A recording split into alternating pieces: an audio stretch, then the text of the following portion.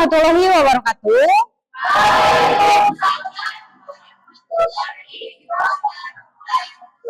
Apa kabar anak-anak? Alhamdulillah di hari ini kita bisa berkumpul ya, belajar geografi bersama saya. Sebelum dimulai pembelajaran, mari kita berdoa dulu ya. Silahkan Isan untuk memimpin doa. Sebelum memulai pelajaran, doa dimulai.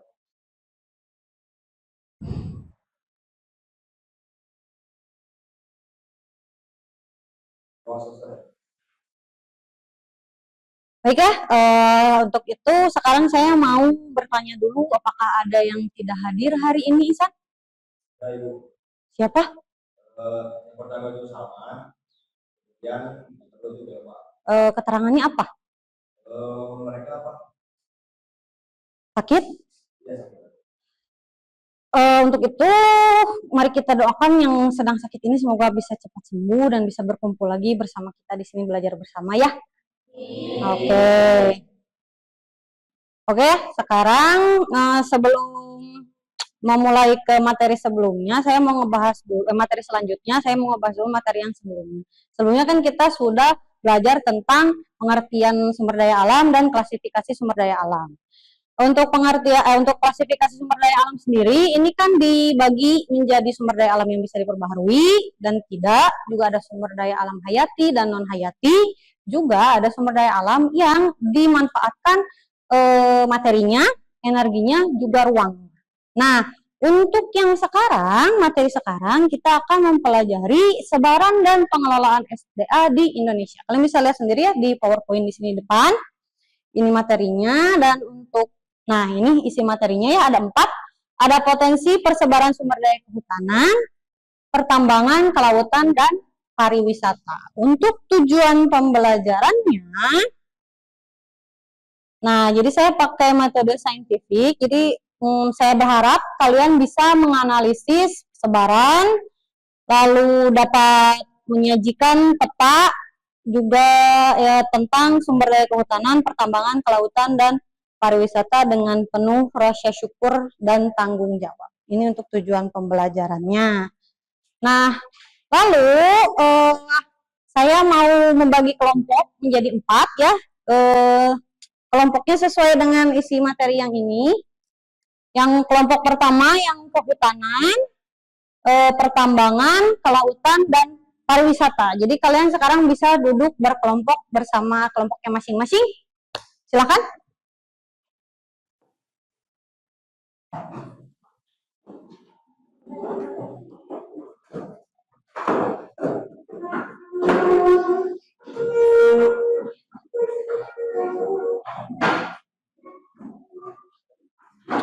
Kalau sempit mejanya bisa disatukan kelompok ini kelompok 1 ya. Sempit nggak? Bisa mau disatuin boleh. Oke ya, untuk selanjutnya saya mau ngasih lihat dulu salah satu video ya. Kalian bisa menyimak videonya di sini ya. 5 kekayaan sumber daya alam Indonesia. Indonesia terkenal sebagai negara dengan sumber daya alamnya. Berbagai sumber daya alam bisa dimanfaatkan. Apa saja ya? Kita cari tahu yuk. Coba sekarang saya tanya, dari video yang tadi sudah kalian tonton, ada yang mau memberikan tanggapan? Ya, Isan? Ternyata Indonesia itu punya banyak sekali kemegahan, terutama pada sektor pertambangan. Dalam video tadi Indonesia bahkan disebut sebagai produsen batu bara terbesar. Baik, bagus sekali ya tanggapannya. Jadi memang benar ya Indonesia ini kaya akan sumber daya alam ya, tidak hanya batu bara, pariwisatanya juga kaya, juga ada kelautannya juga, perikanannya juga ya. Nah, selain tanggapan, Ibu juga mau memberikan kesempatan untuk kalian yang mau bertanya terkait video yang sudah kalian tonton tadi. Ada yang mau bertanya? Silakan Acung. Ya, silakan Neni.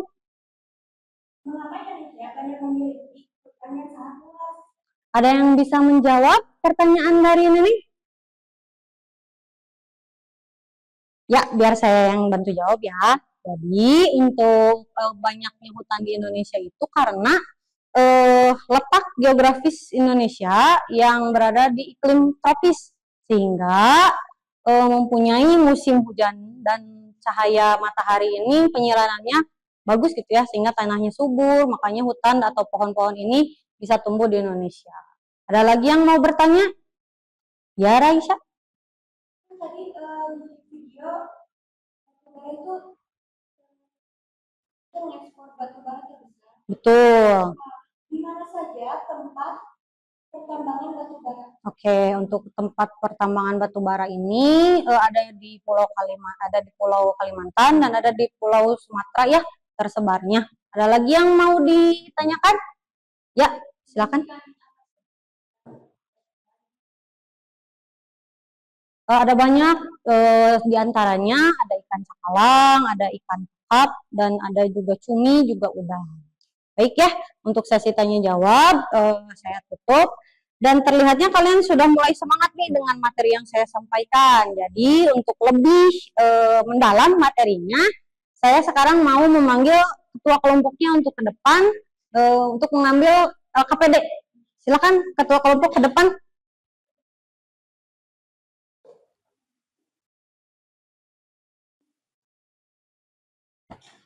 Ya, ini yang bentar. Pertambangan siapa pertambangan? Ini, tunggu mau dijelasin dulu. Ini pariwisata. Terus kelautan. Terakhir ini ya. Nah, jadi nanti AKPD-nya ini ada beberapa soal yang harus diisi ya. Juga ada yang paling belakang ada peta ya. Nanti kalian menggambar peta persebaran sesuai dengan temanya. Yang kelautan menggambar tentang potensi kelautan, pertambangan gitu ya. Bisa dipahami sampai di sini. Silakan kembali ke kelompoknya.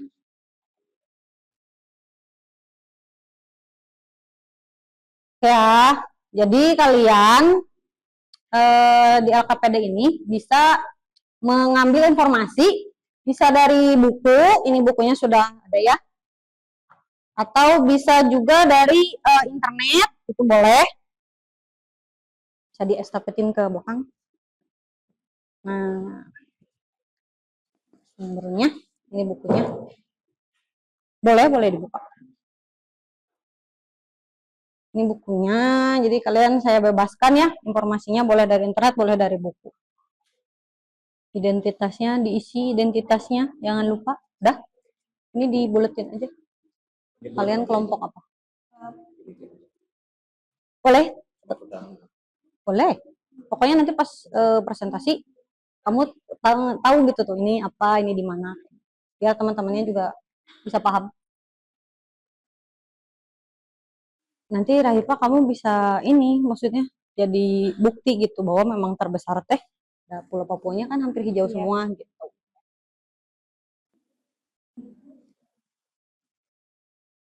Kenapa, Aisyah? Ada beberapa apa? Kalimantan, Papua, Maluku. Itu semuanya tapi Kalimantan. Oke, kita mulai presentasinya ya. Dimulai dari kelompok yang selesai paling dulu, kelompoknya Neneng.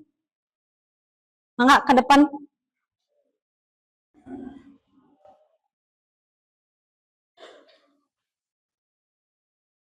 Nanti ketika presentasi suaranya agak dilantangan ya.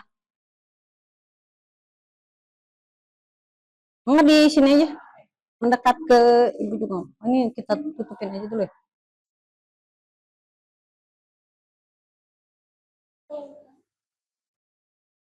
Ya, silakan. Bismillahirrahmanirrahim. Assalamualaikum warahmatullahi wabarakatuh. Waalaikumsalam warahmatullahi wabarakatuh. Salah satu potensi sumber daya laut di Indonesia yang sejak dulu telah dimanfaatkan penduduk. Tersebar di Selat Malaka, Laut Cina Selatan, Laut Jawa, Samudra Hindia, Laut Sulawesi, dan Samudra Pasifik, dan Laut Maluku. Kedua, ada terumbu karang. Terumbu karang, batuan sedimen kapur di laut yang terbentuk dari kapur yang sebagian besar dihasilkan dari selat. tersebar di Sulawesi, Bali, Lombok, Papua, Kepulauan Riau, pantai barat, dan ujung barat Sumatera. Ketiga, ada hutan mangrove. Hutan mangrove adalah tipe hutan yang berada di daerah asal tersebar di wilayah Pulau Papua, Kalimantan, Sulawesi, Jawa, Bali, dan Nusa Tenggara. Yang keempat, ada padang lamun. Padang lamun adalah ekosistem bawah laut yang dibentuk oleh lamun. Padang lamun tersebar di Jawa, Sumatera, Bali, Nusa Tenggara, Kalimantan, Sulawesi, Maluku, dan Papua. Berdasarkan informasi yang didapatkan, wilayah yang memiliki potensi terumbu karang terbesar di Indonesia adalah wilayah Sulawesi. Karena wilayah Sulawesi memiliki ekosistem terumbu karang seluas 894,70 hektar. Dan Indonesia memiliki potensi perikanan yang sangat besar karena wilayah laut Indonesia dilalui oleh samudra Pasifik yang banyak mengandung zat-zat yang diperlukan oleh biota laut. Kondisi di iklim tropis juga berpengaruh pada intensitas cahaya yang diperlukan oleh biota laut. Ketiga adalah manfaat hutan mangrove dari bidang ekologi. Manfaat hutan mangrove di bidang ekologi sebagai garis pantai, mencegah intrusi air laut sebagai habitat berbagai jenis burung dan biota laut. Sedangkan fungsi ekonomis yang ada di hutan mangrove yaitu pembukaan tanah, hasil pertumbuhan industri, dan baru.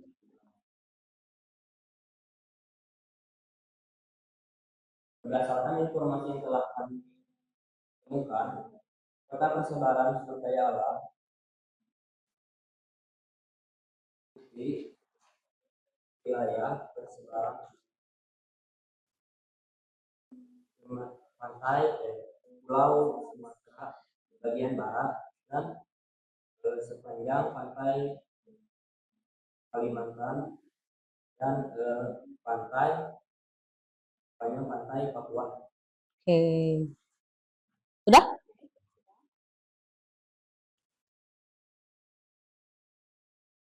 Sekian dari kelompok Kelautan. Jika ada yang mau bertanya, silakan. Ya, silakan. Kenapa di pantai utara bagian Jawa banyak tempat terumbu karang? Mau langsung dijawab atau mau ditampung dulu? Ditampung dulu. Ada lagi yang mau bertanya? Ya. Mengapa di daerah perairan yang terjadi fenomena abrasi terdapat banyak ikan? Ada lagi? Oke, sudah terjawab ya pertanyaannya. Penjelasannya juga cukup jelas. Silakan ditutup dulu. Sekian dari kelompok kami. Mohon maaf bila ada kesalahan. Wassalamualaikum warahmatullahi wabarakatuh. Waalaikumsalam. Oh iya, boleh langsung dikumpulin aja. Iya, makasih ya. Oke ya. Kita lanjut ke kelompok selanjutnya. Kelompok yang ini dulu siapa? Putri. Silahkan ke depan.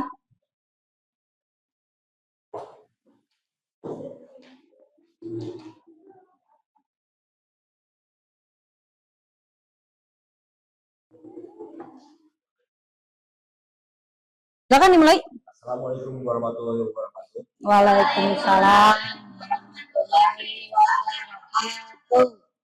Kami dari kelompok 4 yaitu kelompok pariwisata. Aku bercerita mempresentasikan. Tapi sebelum itu kami akan memperkenalkan diri terlebih dahulu. Saya Iksan Faryadi sebagai organisasi Italia, kemudian ini dan Ya, silakan mulai pemaparan materi. kami akan menjelaskan materi.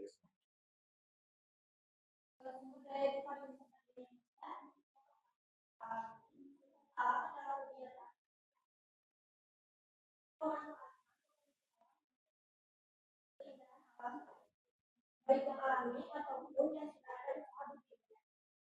Agar ada daya tarik wisata Kalau objek wisatanya laut gunakan yang Gunakan. berlokasi di Manado. Ketiga, Sabua Bali di Flores. Keempat, Jalak Bali di Bali Barat. Lalu yang kedua, wisata budaya. Kegiatan perjalanan yang dilakukan oleh seseorang atau kelompok dengan mengunjungi tempat untuk tujuan rekreasi atau mempelajari daya budaya dengan memanfaatkan potensi budaya dari tempat yang dikunjungi. Contoh objek wisatanya Candi Prambanan di Yogyakarta, Kampung Baduy di Banten, dan Kampung Pulo di Leles Garut, Jawa Barat. Karena wisata budaya adalah wisata yang dilakukan memanfaatkan kondisi alam yang berpotensi dapat dijadikan sebagai seperti di ada di Jakarta. Lalu ada Trans Studio Bandung di Bandung dan ada di wisata adalah aktivitas perjalanan yang dilakukan oleh individu atau kelompok yang tujuannya untuk rekreasi, edukasi, atau pengalaman budaya, seperti berkunjung ke tempat wisata, menikmati keindahan alam, ataupun mengeksplorasi budaya. Pariwisata adalah industri yang lebih luas terkait wisata, seperti pengolahan destinasi, pelayanan akomodasi, transportasi, serta promosi dan pemasaran tempat-tempat wisata. Jadi, pariwisata berperan penting dalam perekonomian suatu daerah, menciptakan lapangan kerja dan meningkatkan pendapatan. Karena memiliki beragam kekayaan alam dan budaya, yaitu ada pantai yang indah, gunung yang megah, keanekaragaman budaya, dan laut yang kaya akan biota seperti terumbu karang. Itu ada daya tarik wisata biasa dan juga Oke, cukup ya untuk pertanyaannya. Silakan di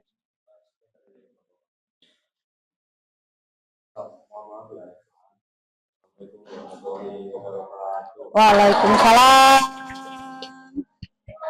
Dikumpulkan halamannya di yang halaman 1 mana, 2 mana, 3 mana? Sama halaman tambahannya jangan lupa. Iya.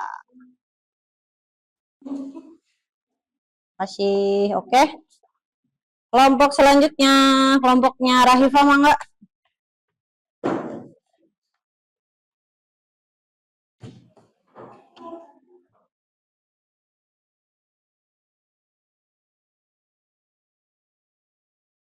Lan, dimulai.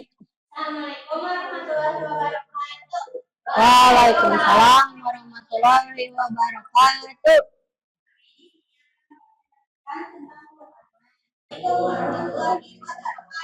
Waalaikumsalam warahmatullahi wabarakatuh. Dikumpulkan dulu halamannya di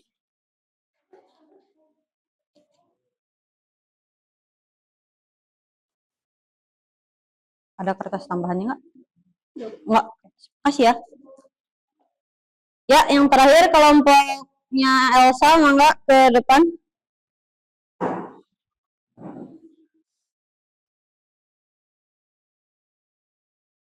Silakan. Assalamualaikum warahmatullahi wabarakatuh. Waalaikumsalam warahmatullahi wabarakatuh. Kami dari kelompok 2 akan menjelaskan tentang pertambangan. Sebelum itu, izinkan saya memperkenalkan. Perkenalkan, nama saya Raisya. Perkenalkan, nama saya Elsa. Perkenalkan, nama saya Asya. Sebelum masuk ke materi, kami akan menyampaikan tanggapan kami terhadap video yang tadi ditayangkan.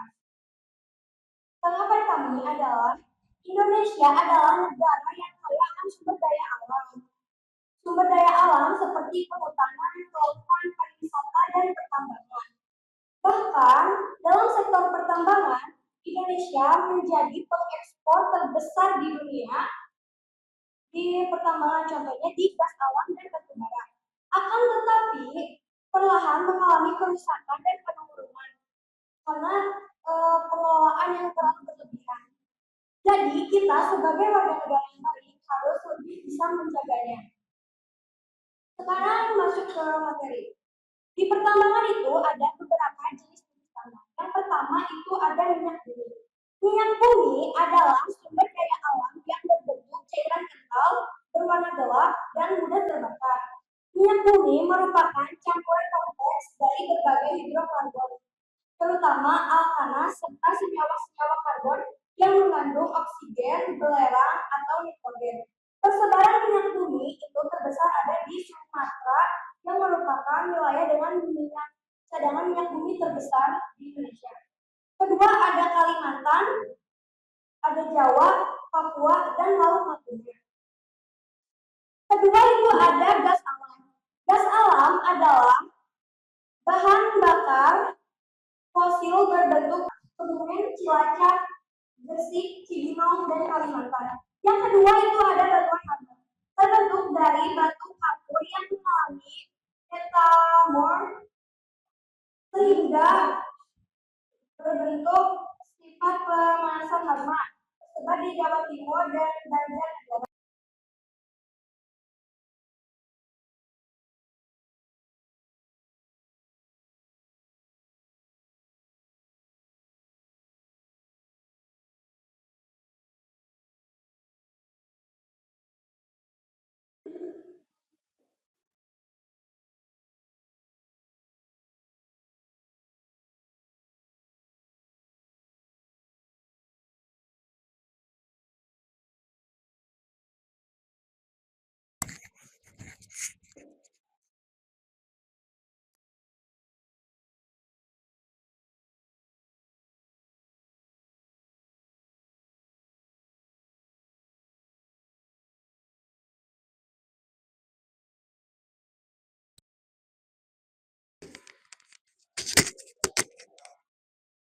Oke ya, sekarang prosesnya sudah berakhir, waktunya sudah disubmit semua.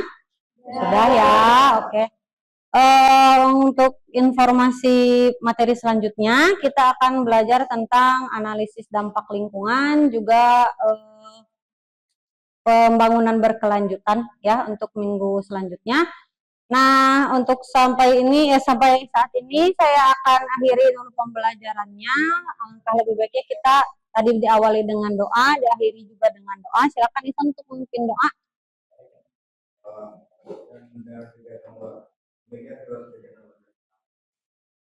Assalamualaikum warahmatullahi wabarakatuh.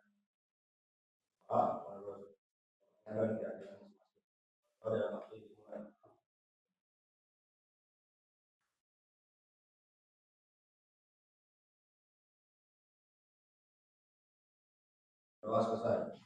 Oke ya, sampai ketemu di pertemuan selanjutnya. Terima kasih atas perhatiannya. Mohon maaf jika ada banyak kesalahan.